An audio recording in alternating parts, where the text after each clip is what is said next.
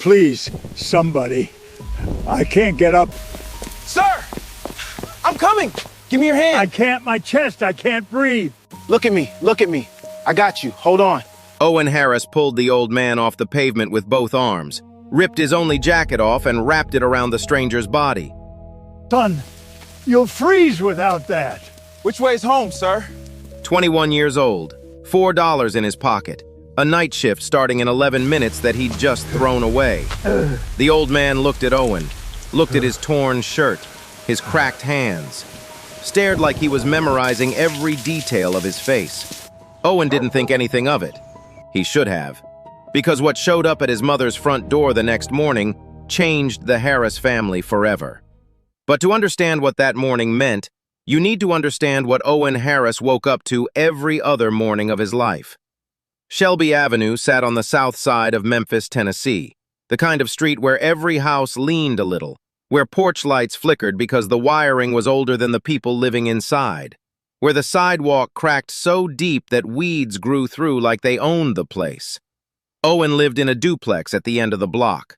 The roof leaked in 3 spots, one right above his bed. He'd put a bucket there. Some nights the dripping was so steady it sounded like a metronome. The kitchen floor groaned every time you stepped near the stove. The walls had water stains that Denise Owen's mother had tried to cover with dollar store picture frames. It didn't work, but she did it anyway. Owen was 21 years old, tall but thin, the kind of thin that didn't come from choice. His collarbones pressed against his skin like they were trying to break through. His hands were rough, cracked at the knuckles from years of lifting things heavier than he was. He wore the same faded jacket every day, olive green splitting at both shoulders, the zipper broken since last winter. His jeans had been patched so many times the thread didn't even match anymore, and his sneakers held together with dollar store glue made a soft peeling sound every time he took a step. He worked 2 jobs. Mornings he loaded crates at Mr. Grady's grocery store on Lamar Avenue.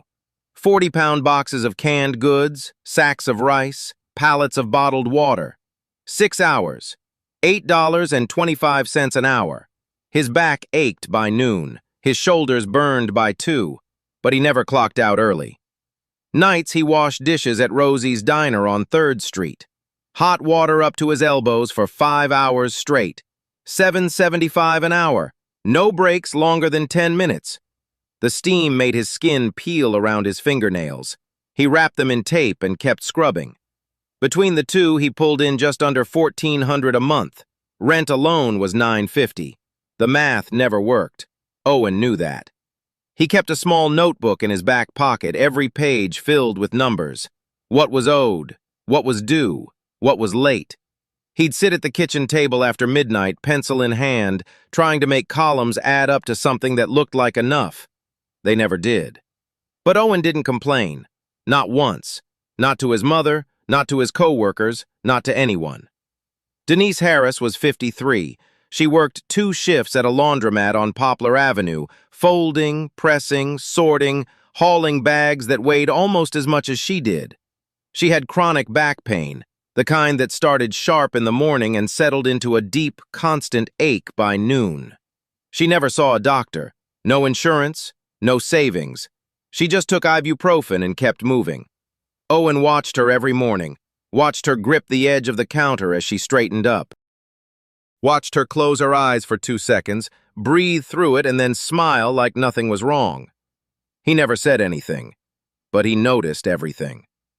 On the fridge door, behind a magnet shaped like a sunflower, was a folded notice.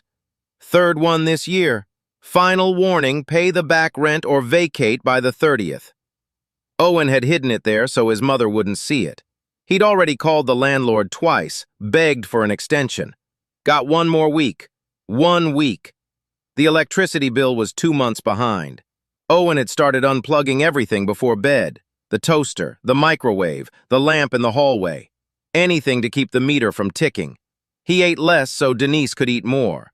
When she asked if he'd had dinner, he'd say, "Yeah, ate at the diner." He hadn't. Rosie's didn't feed the dishwashers. He just drank water from the tap and waited for the hunger to pass. Every morning before work, Owen walked past Mrs. Patterson's house 3 doors down. She was 70, lived alone, and her front steps were rotting so bad one of them had caved in. Nobody fixed it. The city didn't care. Her family didn't visit. So Owen fixed it himself. Found scrap wood behind the grocery store. Borrowed a hammer from a neighbor. Spent 40 minutes before his shift one Saturday morning nailing new planks into place. Mrs. Patterson came out with a plate of oatmeal cookies. Homemade. Still warm. "Owen Harris, you didn't have to do that." "Couldn't have you fallen, Mrs. Patterson." He took the cookies, thanked her, broke one in half, ate a piece, and slipped the rest into his jacket pocket. For his mama. That was Owen. He didn't talk about being good. He just was. Quietly, consistently, without anyone watching. That Tuesday evening, Owen left the duplex around 7:30. Sky was gray but calm. He zipped his jacket as far as the broken zipper would go and started walking toward Rosie's diner. It was a 25-minute walk. He knew every crack in the sidewalk by heart. He looked up once. Clouds were stacking thick, dark, moving fast from the west. He pulled the jacket tighter. He had no idea that in less than 2 hours, he'd give that jacket away to a complete stranger. The storm that hit Memphis that Tuesday night wasn't on the forecast. It came fast. 1 minute the sky was gray and heavy. The next, the wind shifted hard from the west and the clouds split open like something had torn them apart. Rain didn't fall, it attacked. Sheets of water slammed the pavement so hard the gutters overflowed in seconds. Hail pinged off car hoods, street signs rattled. The traffic lights on Shelby Avenue swung sideways and went dark one by one like someone was pulling plugs. Owen was 8 minutes into his walk to Rosie's diner when it hit. He didn't have an umbrella, didn't own one. He ducked under a bus stop awning and pressed himself against the glass. His jacket soaked through in under a minute. Water ran down his forehead into his eyes. His sneakers squelched. The glue on the left sole started giving. He checked the time on the cracked phone screen in his pocket. 8:41. Shift started at 9. 19 minutes. If he ran, he'd make it. Barely. He stepped back into the rain and started moving. 4 blocks north of Shelby Avenue in the opposite direction, Gerald Whitfield was already in trouble. He'd been at Elmwood Cemetery since 4 o'clock that afternoon. Same bench, same plot, same white carnations, Eleanor's favorite.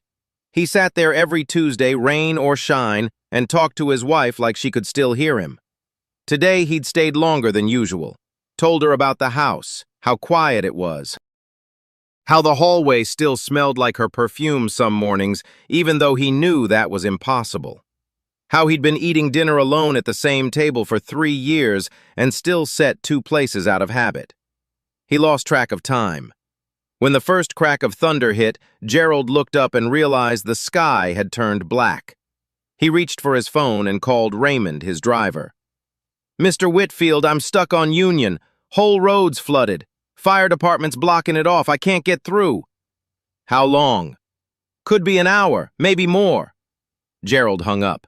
He looked at the cemetery gate, looked at the road. It was about 1.5 miles to his house in Chickasaw Gardens. He'd walked it before, years ago, when his knees still worked and Eleanor walked beside him. He gripped his wooden cane, pushed himself up from the bench. "I walked this city before you were born, Raymond," he muttered to no one. "I'll manage." He didn't manage. The first quarter-mile was slow but steady. Gerald kept his head down, one hand on his cane, the other holding his vest collar closed against the wind. His cashmere was soaked. His Oxford shirt clung to his chest. The leather shoes that he'd polished that morning filled with water at every step. Then the sidewalk dipped where a storm drain had collapsed. Gerald didn't see it. His cane hit the edge, slipped. The wood cracked, snapped clean in half, and Gerald went down hard on both knees. His right hand caught the pavement. Skin tore across his palm. He tried to get up. His knees wouldn't lock. His chest tightened, not sharp but heavy. The kind of pressure his cardiologist had warned him about. "Don't overexert. Don't get cold. Don't let your heart rate spike." He was doing all 3. Gerald knelt there on Shelby Avenue in the pouring rain. Cars passed. 1, 2, 3. Headlights swept over him and kept moving. Nobody stopped. Nobody even slowed down. His breathing shortened. His fingers started to go numb. The rain was so loud he couldn't hear his own voice when he finally opened his mouth. "Help! Somebody! Please!" Nothing. He said it again, louder. His voice cracked on the last word. "Help!" 6 blocks south, Owen Harris was running, head down, arms pumping. 15 minutes to make his shift. Every second counted.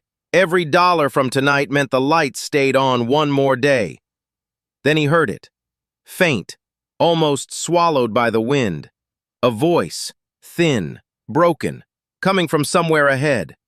Owen slowed, wiped the rain from his eyes, squinted through the sheets of water. 30 feet ahead, a shape on the ground, white hair, dark vest, 2 halves of a broken cane scattered on the pavement. An old man, on his knees, in the middle of the road. Owen looked at his phone. 8:52. 8 minutes to clock in. If he stopped now, he wouldn't make it. If he didn't make it, Rosie would let him go. If Rosie let him go, he couldn't pay the electric bill. If he couldn't pay the electric bill, he stopped thinking. He ran toward the old man. "Sir! Sir, don't close your eyes. Stay with me." What happened over the next 45 minutes would stay with Gerald Whitfield for the rest of his life. Owen dropped to his knees beside the old man. The pavement was freezing. Water rushed past them like a shallow river. "Sir, can you hear me?" Gerald's eyes were half open. His breathing was shallow. His right hand was bleeding, palm scraped raw from the fall. His white hair was plastered flat against his skull. "My cane! It broke." "Forget the cane. Can you stand?" I don't think so." Owen looked around. The street was empty. No cars, no pedestrians, just rain and wind and the distant flicker of a traffic light swinging on its wire. He slid his arm under Gerald's left shoulder, braced his legs, pulled. Gerald was heavier than he expected, dead weight against Owen's thin frame. Owen's sneakers slipped on the wet pavement. The glued sole peeled back completely on the left shoe. He adjusted his grip, dug in, and pulled again. Gerald came up, shaking, unsteady, but standing. "Hold on to me, sir. I got you." Gerald gripped Owen's arm. His fingers, pale, wrinkled, trembling, pressed into the wet fabric of Owen's t-shirt sleeve. Owen could feel the old man's pulse through his fingertips. It was fast, too fast. "Where do you live, sir?" "Chickasaw Gardens. It's about a mile north." A mile, in this storm, with a man who could barely stand. Owen didn't hesitate. "Then we better start walking." They moved slowly. Owen kept his left arm locked around Gerald's waist and his right hand gripping the old man's forearm. Every step was deliberate. Every few feet, Owen would scan the sidewalk ahead for cracks, puddles, broken glass, anything that could bring them both down. After 3 blocks, Owen stopped. He looked at Gerald. The old man's lips were turning pale. His cashmere vest was soaked through. His body was shaking, not from effort, but from cold. Owen unzipped his jacket, the faded olive green one, the one with the split seams and the broken zipper, the only warm thing he owned. He draped it over Gerald's shoulders. "Son, what are you doing?" "You need it more than I do right now." "You'll freeze." "I run hot, sir. Don't worry about me." He didn't run hot. He was already shivering, but he kept walking.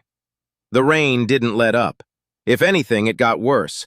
Wind drove the water sideways into their faces. Owen turned his body to shield Gerald from the worst of it, walking slightly ahead, slightly to the left, taking the brunt of the wind on his bare arms. His t-shirt was see-through now, plastered against his chest. You could see every rib, every ridge of his spine when he leaned forward against the wind. Gerald noticed. He noticed everything. 5 blocks in Gerald's chest tightened again. He stopped walking. His free hand went to his sternum. His breathing turned ragged, short, sharp inhales that didn't seem to fill his lungs. "Sir, are you okay?" Just need a minute." "Do you need me to call 911? No hospital, just let me sit." Owen looked around. There was a porch 3 houses up covered with a low step. He guided Gerald toward it, eased him down onto the dry concrete under the overhang. Gerald sat with his back against the railing, eyes closed, chest rising and falling in uneven intervals. Owen crouched beside him, one hand on the old man's shoulder. They stayed like that for almost 5 minutes. The rain hammered the porch roof above them. Water poured off the edges like a curtain. Owen watched Gerald's breathing, counted the seconds between each inhale, waited for the rhythm to steady. He didn't check his phone. He didn't think about Rosie's. He didn't think about the electric bill or the eviction notice or the $4 in his pocket. He just stayed. When Gerald finally opened his eyes, he looked at Owen for a long time. Really looked. At the kid's soaked t-shirt, his cracked hands, his ruined shoes, the way he crouched there, patient, calm, steady, like he had nowhere else in the world to be. "Why did you stop, Owen?" "Sir?" "Out there. In the rain. Why did you stop for me? Nobody else did." Owen was quiet for a moment. Rain dripped from his hair down the bridge of his nose. "My mama always said if you can help, you help. Don't matter who, don't matter when." Gerald stared at him. Then he nodded slowly. Something shifted behind his eyes, something Owen couldn't read. "Your mother raised a good man." "She'd say she's still working on it." Gerald almost smiled. They started moving again. Slower now. Gerald's breathing had steadied, but his legs were weak. Owen took more of his weight, almost carrying him by the last 2 blocks. They turned onto a wide, tree-lined street. The houses here were different, set back from the road. Long driveways, iron gates, manicured lawns even in the rain. Owen had never been in this part of Memphis. Gerald pointed ahead. "That one, with the stone columns." Owen looked. A large house, not a mansion, but close. 2 stories, warm light glowing through tall windows. A wrought iron gate that swung open automatically as they approached. A gravel driveway, white stones perfectly raked. Owen's shoes crunched on the gravel. One shoe, anyway. The other just slapped, the sole was completely gone now. He walked Gerald up the front steps, helped him sit down in a cushioned chair on the covered porch, checked his breathing, checked his hands, made sure the bleeding on his palm had stopped. "You're okay now, sir. You're home." Gerald looked up at Owen. Rain was still streaming down the kid's face. His arms were covered in goosebumps. His lips had gone slightly blue. "Come inside, son. At least dry off." "I should probably get going." "Owen, come inside." Inside, Owen saw things he didn't understand yet. A hallway lined with framed photographs. Gerald shaking hands with men in suits. Gerald cutting a ribbon in front of a building. Gerald standing on a construction site wearing a hard hat surrounded by men who looked like they worked for him. Owen glanced at the photos. Didn't ask. He was more concerned with finding Gerald a dry towel.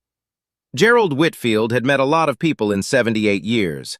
Business partners, politicians, contractors who smiled to his face and stole behind his back.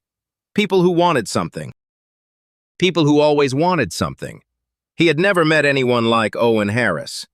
The kid stood in the foyer dripping rainwater onto a hardwood floor that cost more than his mother's rent for a year.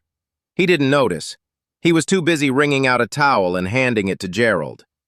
"Here, sir. Dry your hair first. You don't want to catch pneumonia." Gerald took the towel, watched Owen scan the house not with envy, not with awe, but with the quick eyes of someone checking whether the old man had what he needed. Water, heat, a chair. "Sit down, son. I'll get you something warm." "Sir, you just nearly collapsed. You sit down, I'll figure out the kitchen." Gerald sat. Something about the way Owen said it left no room for argument. Owen found the kitchen, bigger than his entire living room, marble counters, 6-burner stove, a refrigerator that could hold a month of groceries. He opened it fully stocked. Eggs, butter, bread, soup. Things Owen's fridge hadn't seen in weeks. He heated soup, set 2 bowls on the table, placed a napkin beside each one, pulled out Gerald's chair for him. They ate in silence. Rain tapped the tall windows. For the first time in hours, Owen's hands stopped shaking. Gerald watched him eat, Watched how he held the spoon carefully like the bowl might be taken away. Watched how he tore bread into small pieces to make it last. Watched how he finished every drop and then picked up both bowls and carried them to the sink. Nobody asked him to do that. Owen. Yes, sir. Gerald pulled out a leather wallet, took out a $100 bill and set it on the counter. For tonight. For your trouble. Owen looked at the bill. $100. That was the electric bill. That was a week of breathing room. That was his mother not worrying for 7 days. He shook his head. Sir, I didn't do it for money. You needed help, that's it. Gerald pulled out another bill. $200 now. Then at least let me pay for the shift you missed. You lost wages because of me. Owen went quiet. His jaw tightened. Gerald could see the math running behind the kid's eyes. Rent, electric, groceries, the eviction notice he thought nobody knew about. 3 seconds of silence. I appreciate it, Mr. Whitfield, I really do. Owen slid the bills back across the counter. But I'm good. He wasn't good. They both knew that. Gerald put the money away. He didn't push again. But he filed that moment, the 3 seconds, the tightened jaw, the decision to say no, when everything in the kid's life was screaming yes. Owen called Denise, kept it short. Mama, I'm fine. Help someone get home. Be there soon. He walked to the front door. His jacket dried near the heating vent, was the only thing in this house that belonged to him. He put it on. Gerald pulled a small white card from his shirt pocket.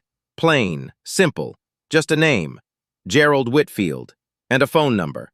No logo, no title, no company.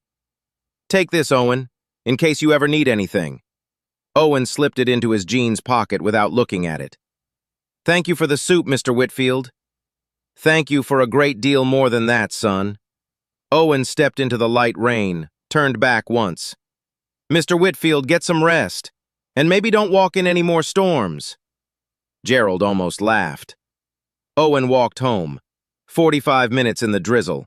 His left shoe flapped with every step, but his chest felt warm in a way he couldn't explain. In his pocket, a small white card sat against his thigh. He had no idea what it was worth. Owen fell asleep that night thinking he'd done a small thing. He was wrong. He got home a little past 11. Denise was still up, sitting at the kitchen table in her bathrobe, hands wrapped around a cup of tea that had gone cold. Where were you? I was worried sick. Helped an old man get home in the storm. He fell on Shelby, couldn't get up. Denise looked at him. Soaked clothes, one shoe missing its sole, shivering. You walked him home in that? Yes, ma'am. She stared at him for a long moment. Then she stood up, pulled a dry towel from the closet and draped it over his shoulders. Same thing he'd done for Gerald 2 hours ago. That's my boy. She didn't ask anything else.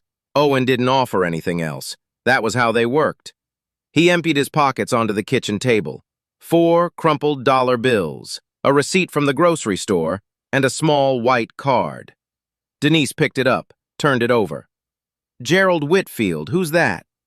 The man I helped, nice guy, lives up in Chickasaw Gardens. Denise raised an eyebrow.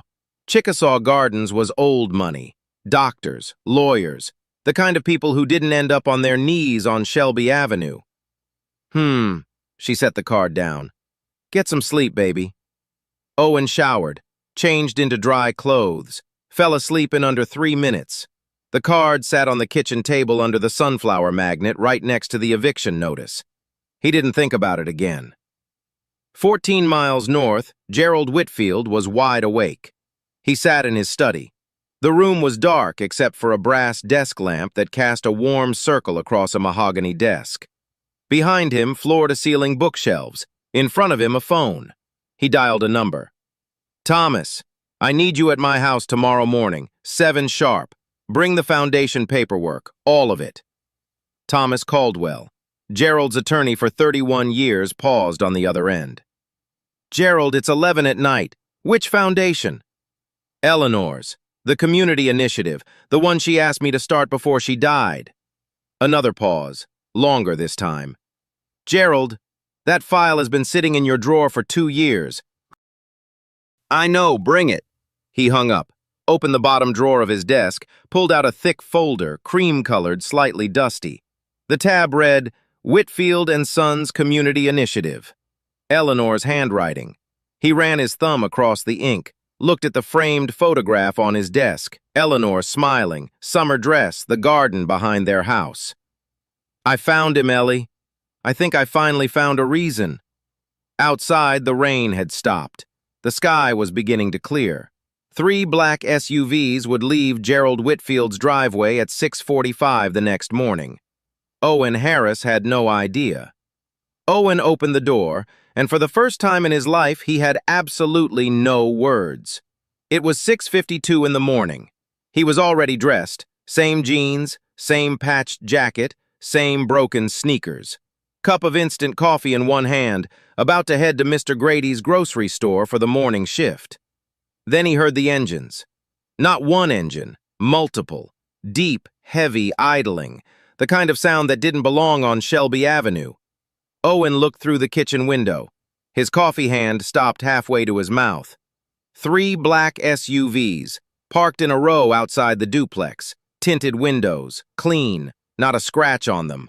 They looked like they'd been delivered from another planet. Mama, come here. Denise came out of the hallway, still tying her robe. What is it? Look outside. She looked. Her hands stopped moving on the robe sash. Owen, who are those people? I don't know. The door of the middle SUV opened. A man stepped out. Gray suit, navy tie, polished shoes. He walked to the rear passenger door and opened it. Gerald Whitfield stepped out. But this wasn't the Gerald from last night. Last night, Gerald was a frail old man on his knees in the rain. Broken cane, soaked vest, trembling fingers. This morning, Gerald Whitfield stood straight. Dark charcoal suit tailored to his frame. A blue pocket square folded sharp in his breast pocket. His silver hair was combed back. His shoes were polished. He looked like a man who owned things. Because he did. Behind Gerald, 2 more people stepped out. A tall man in a dark suit carrying a leather briefcase, Thomas Caldwell, attorney.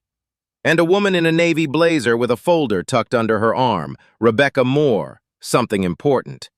Owen didn't know what yet. Gerald walked toward the duplex. Slow, steady. No cane today, he held a new one. Polished oak with a brass handle but barely leaned on it. He looked up at the cracked siding, the sagging porch, the front step that dipped in the middle. He looked at all of it the way a man looks at a problem he's already decided to solve. Owen stepped outside. Mr. Whitfield, what are you doing here? Gerald smiled, not a big smile, a quiet one, the kind that starts in the eyes. Told you I'd remember, didn't I?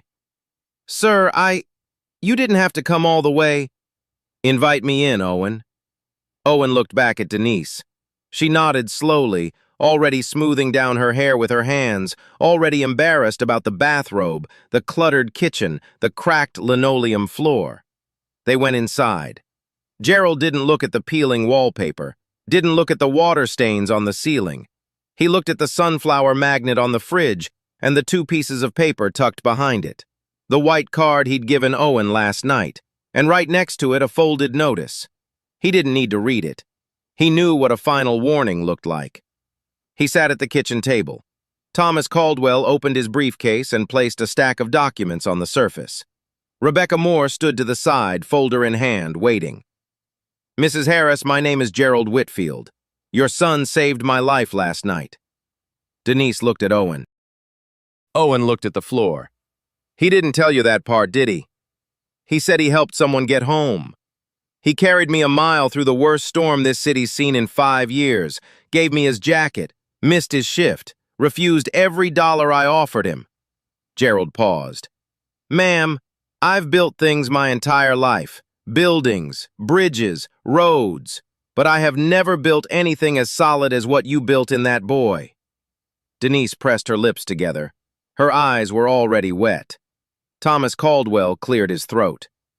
Mr. Harris, Mrs. Harris. He turned a document toward them. Gerald Whitfield is the founder and chairman emeritus of Whitfield and Sons Construction. It is one of the largest construction and development firms in the Mid-South region. Mr. Whitfield's company built the Riverside Medical Center, the downtown convention hall, and over 300 residential and commercial properties across Shelby County. Silence. Owen stared at the lawyer, then at Rebecca Moore, then at Gerald, then at the small white card on the fridge. Just a name, just a number, no logo, no title. Because a man like Gerald Whitfield didn't need a title on his card, everyone who mattered already knew. Owen's mouth opened. Nothing came out. Denise sat down, not because she wanted to, because her legs gave out. Mr. Whitfield. Owen's voice was barely above a whisper. I didn't know. I swear I didn't know who you were. Gerald leaned forward, looked Owen straight in the eyes. I know you didn't, son. That's exactly why I'm here. He reached across the table and put his hand on Owen's arm, the same arm Owen had used to pull him off the pavement 12 hours ago. You helped me because I was an old man in the rain, not because of what I have, not because of what I could give you. You helped me because that's who you are. Gerald sat back, folded his hands. Now, I'd like to tell you why I brought Thomas and Rebecca with me this morning. Owen looked at his mother. Denise looked at Owen. Neither of them breathed. And what Mrs. Harris is about to hear, Gerald said quietly, is going to make her cry. And that's okay, because for the first time they're going to be the right kind of tears. Gerald Whitfield didn't come with charity. He came with a plan. He looked at Owen, then at Denise, then back at Owen. Before I say anything else, I want to tell you both something. About my wife. The room went still. Eleanor passed 3 years ago. Pancreatic cancer. Fast. Cruel. She was here 1 month and gone the next. Gerald's voice didn't break, but it slowed, like he was choosing each word carefully so none of them would cut him on the way out. Every Tuesday I visit her grave at Elmwood, sit on the same bench, bring white carnations, her favorite, talk to her like she can still hear me. Maybe she can. I don't know. He paused. Eleanor spent the last 10 years of her life trying to get me to do something with our money. Not make more of it. Use it. She wanted to build a fund, something for families who were 1 bad month away from losing everything. Scholarships, home repairs, job training. She had the whole thing planned out. Gerald opened the cream-colored folder, Eleanor's handwriting on the tab. She asked me to start it before she died. I said I would. He looked down at the folder. I didn't. For 2 years, this sat in my desk drawer. I told myself I was too busy, too tired, too old. But the truth is, I stopped believing there was a point. He looked at Owen. Last night, you changed that. Owen shifted in his chair. He didn't know where to look. You pulled me off the ground in the rain. You gave me your only jacket. You walked me a mile on a shoe that was falling apart. You fed me soup in my own kitchen. And when I tried to pay you twice, you slid the money back and said you were good. Gerald shook his head slowly. You weren't good, Owen. You were broke. You were cold. You were about to lose your home. And you still said no. Denise's hand went to her mouth. She looked at Owen. He looked at the table. That's when I knew, Gerald said. That's when I knew Eleanor was right, and I was done waiting. He nodded at Thomas Caldwell. The attorney slid 3 documents across the table. First, Gerald tapped the top document. Full academic scholarship to the University of Memphis. Construction management program. 4 years. Tuition, books, supplies, living expenses, all covered. Whitfield & Sons is sponsoring it directly. When you graduate, there's an apprenticeship waiting for you at the company. Real position, real salary, clear path up. Owen read the paper, read it again. His lips moved slightly like he was sounding out words he didn't quite trust. Mr. Whitfield, I can't. You're not accepting charity, Owen. You're accepting an opportunity you earned. There's a difference. Keep reading. Second, Gerald looked at Denise. Mrs. Harris, there's a position open in the administrative office at Whitfield & Sons. Office manager. Monday through Friday, 8 to 5. Full benefits, health insurance, dental retirement plan. The health plan covers pre-existing conditions. including chronic back pain. Denise blinked. Her hand came away from her mouth. She tried to speak. Nothing came. Gerald continued gently. I understand you've been working double shifts at a laundromat. I understand you've been in pain for a long time and haven't been able to see a doctor. That ends now. If you want the position, it's yours, starting the 1st of next month. Denise looked at Owen. Owen's eyes were red. He was pressing his thumbnail into the edge of the table so hard the skin had gone white. 3rd. Gerald slid the last document forward. Your house.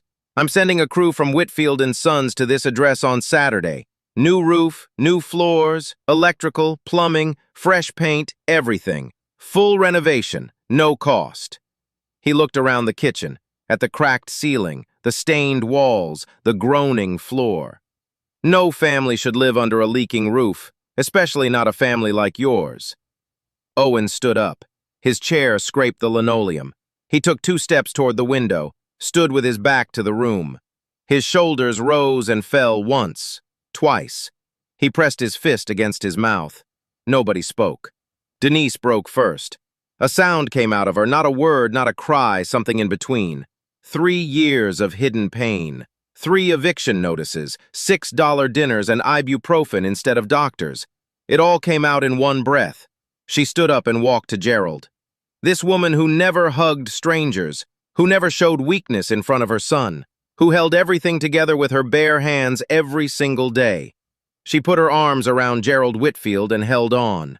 Gerald, who hadn't been held by anyone since Eleanor died, closed his eyes and held on right back.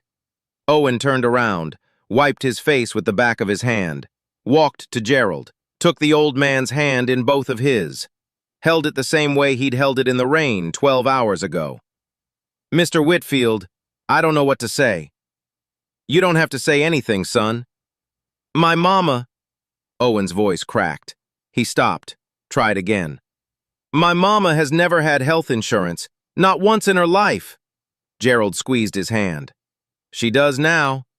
Rebecca Moore opened her folder, quietly, professionally, but her eyes were wet too. There's one more thing, Gerald said. He pulled a single sheet from the bottom of the folder. A letterhead with a name printed across the top in dark green ink. The Eleanor Whitfield Community Fund. This is for Shelby Avenue, for every family on this block, home repairs, scholarships for young people, job placement assistance. My wife wanted this to exist, and now it will. He set the paper on the table, right next to the eviction notice. Her name deserves to be on something that matters. The first truck from Whitfield & Sons arrived on Shelby Avenue on a Saturday morning. By Sunday, the whole block was outside watching. It started with the Harris duplex, a crew of 12, 2 flatbed trucks loaded with lumber, drywall, copper piping, rolls of insulation. A foreman named Ray Sullivan, broad shoulders, steel-toed boots, 30 years in the trade, walked the property with a clipboard and a frown. Roofs shot, wiring's a hazard, plumbing's held together with tape and prayer. He looked at Owen. How long you been living like this? Long as I can remember. Ray shook his head. Not anymore. They tore the roof off on day 1. By day 3, new trusses were up. Owen asked if he could help. Ray said no. Owen showed up at 6 the next morning anyway, gloves on, ready to haul. By noon, Ray had stopped saying no. Kid learns faster than most of my guys, Ray told Gerald on the phone that night. Got good hands, good instincts, doesn't talk much, just works. Gerald wasn't surprised. The renovation took 11 days. New roof, new floors, solid hardwood replacing the groaning linoleum, fresh drywall over the water stains Denise had tried to hide with picture frames, new electrical panel, new plumbing. The kitchen got a proper stove, a refrigerator that didn't rattle, countertops that didn't chip when you set a pot down too hard. Denise walked through the finished house and touched every wall, ran her fingers along the smooth surfaces, opened every cabinet, turned every faucet on and off just to hear them work without squealing. She didn't say much. She didn't need to. Owen's scholarship started that fall. University of Memphis, construction management. He was the oldest student in most of his classes and the first one to arrive every morning. His professors noticed two things. He asked sharp questions, and he already understood materials and load-bearing in a way you couldn't learn from a textbook. Hands-on instinct, his advisor wrote in a midterm evaluation. This student has been building things his whole life. He just didn't know it had a name.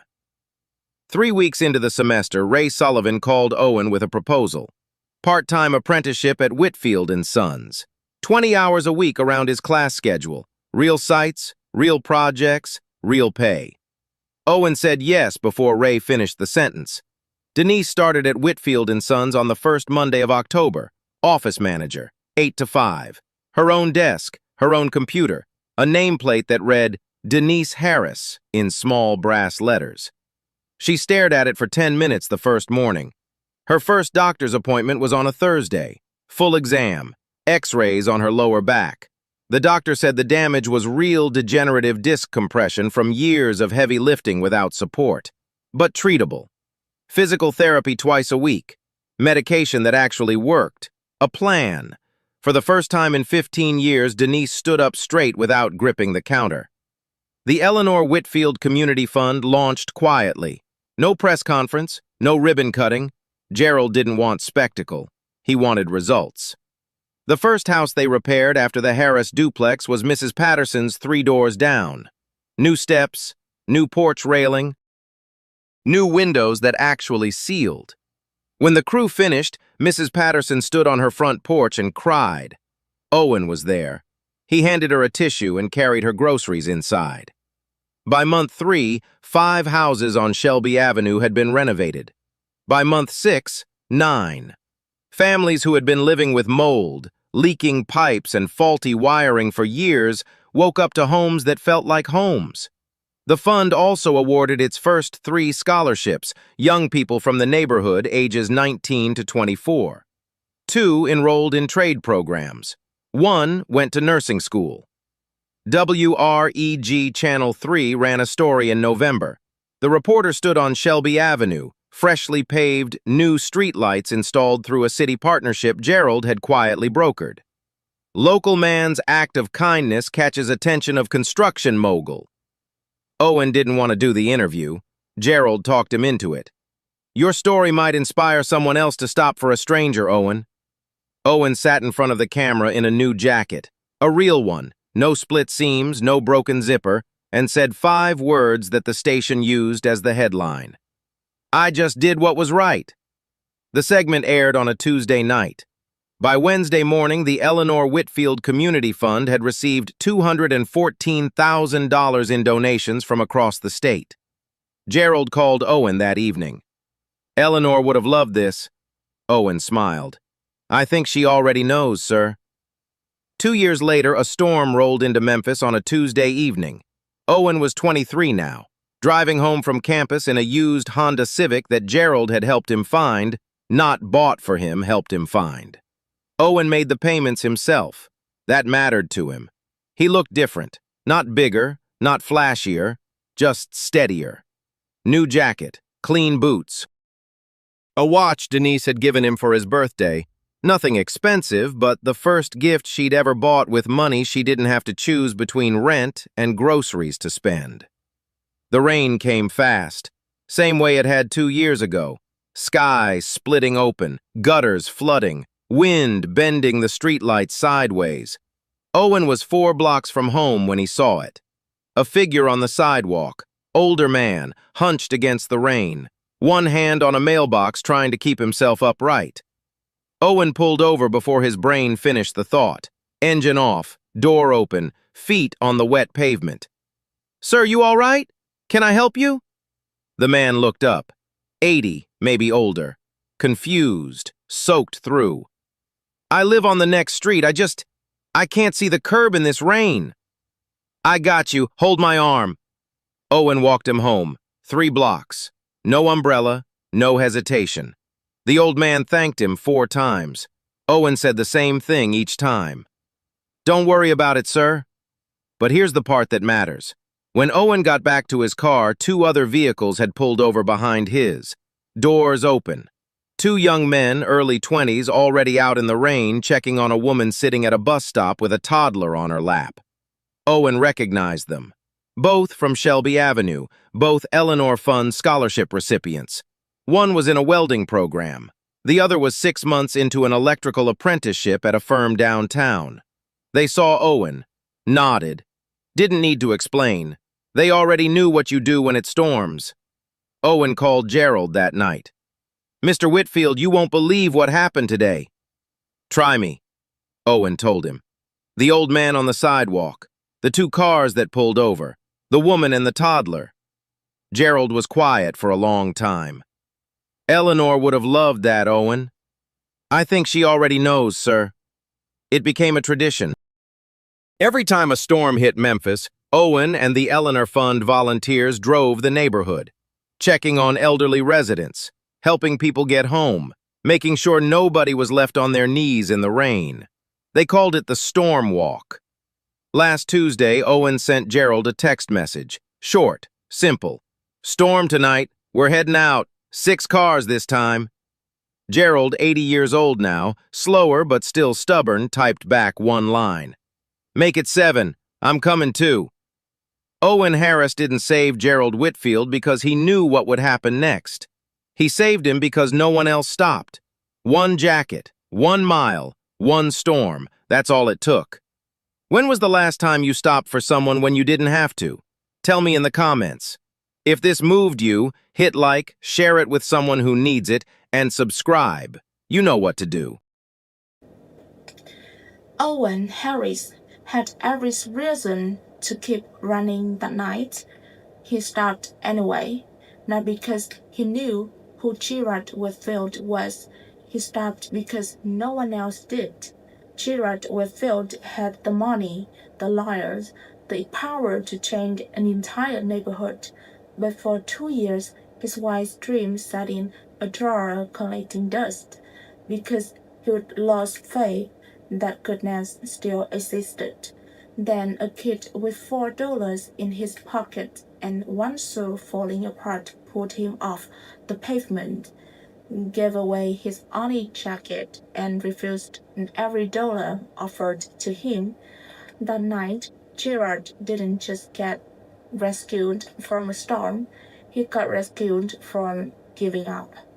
Owen didn't unlock a fortune, he unlocked a man's belief that people like him still walk this earth, and that belief built roofs, funded scholarships, and gave an entire street a second chance. Think about this. If the cost of doing the right thing is everything you have left, is it still the right thing? And what dies inside a person when they walk past someone on their knees in the rain and never look back? Tell me in the comments. I read everyone. If this story moved you, share it with someone who needs it. Like, subscribe, and remember, you don't need a fortune to change a life. You just need to stop.